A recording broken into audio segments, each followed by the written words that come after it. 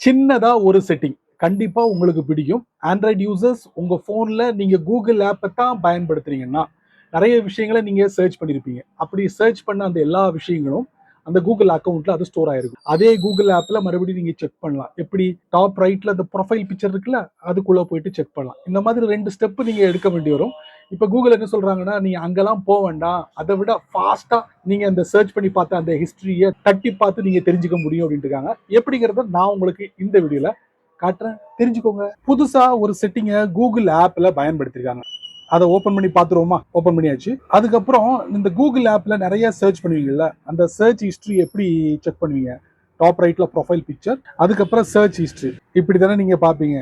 But இதுக்கு வந்து நீங்க 2 ஸ்டெப் எடுக்க வேண்டி வரும். இதை விட ஒரு ஷார்ட்டானவே ஃபாஸ்டா உங்க சர்ச் ஹிஸ்டரி செக் பண்ண முடியும். அது எப்படி கேக்குறீங்களா?